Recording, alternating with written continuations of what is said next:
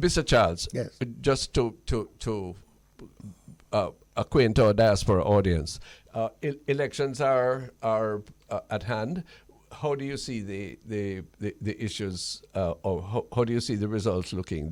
There's a great deal of activity. I've been impressed at what apparently are the interests of people. You mentioned that you thought that it might local government polls have been minority turnout in recent times. But this time, for whatever reason, we discussed that. Well, for one reason. Yes. That the political leadership, Yeah. the parties are more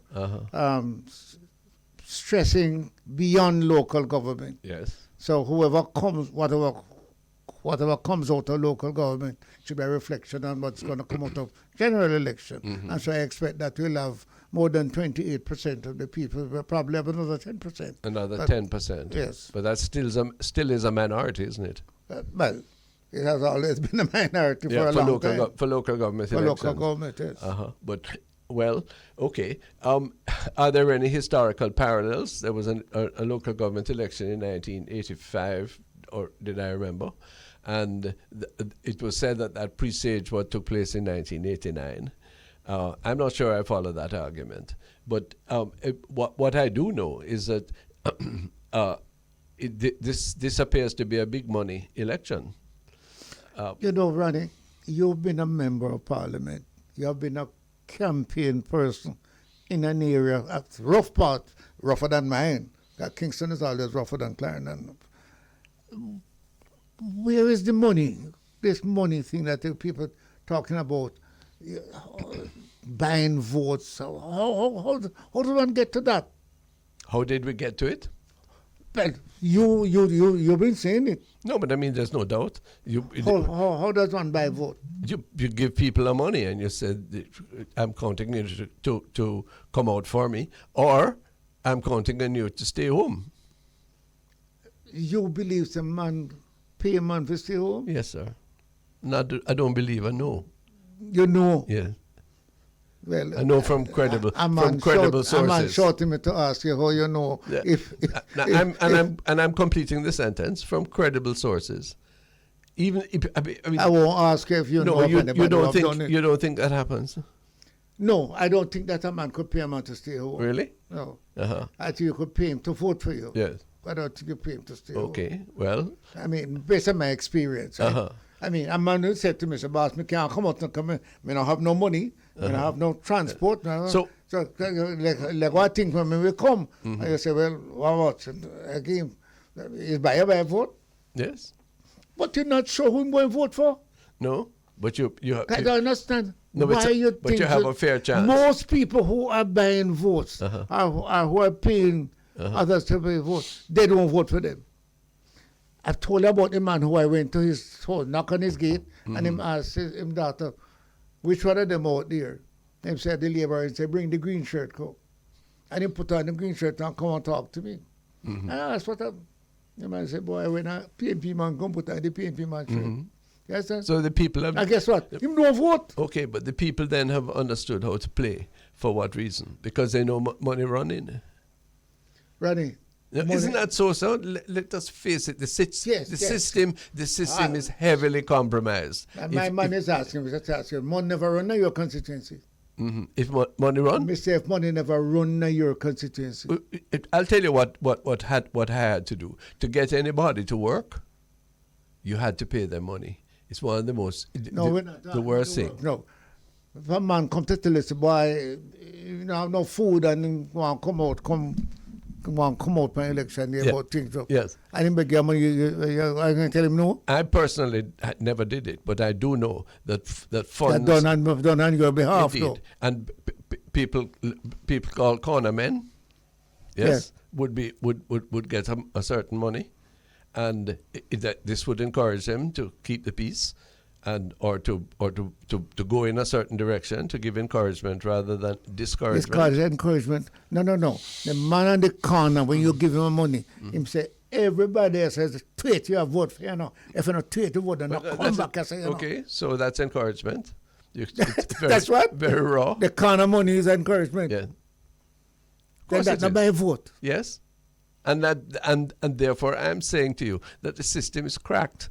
The system cannot fix the way it is. You cannot deal with it so. And because the system is cracked, it encourages all of us to work with the crack and work in the crack. Well, you're extending my metaphor very aptly.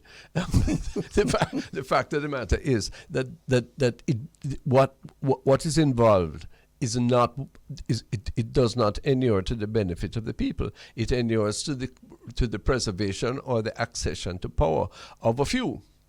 But it does not benefit. It is not the best way for us to deal with this. And we can do better, but as you have repeatedly said, it requires some measure of jointure. Why don't we simply face our reality that the political system that we have inherited, that you and I have been a part of, we don't regret being a part of it. I certainly don't, and I know you don't. Yes, that it is not as serviceable as it could be if, in fact, we were to face the realities of how it has been undermined, how it is being undermined. And I see this election as the same thing. Somebody must ask you a question.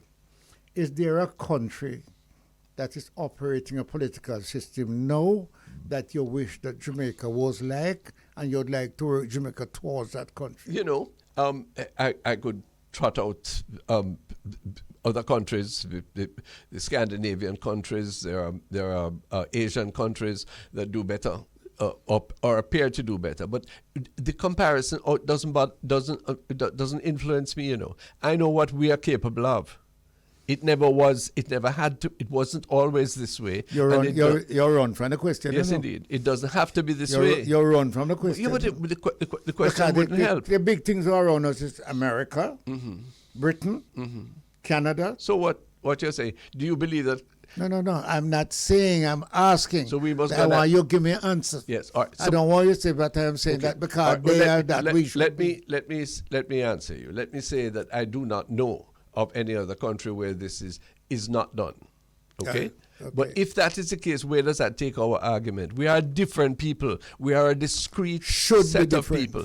And we can be.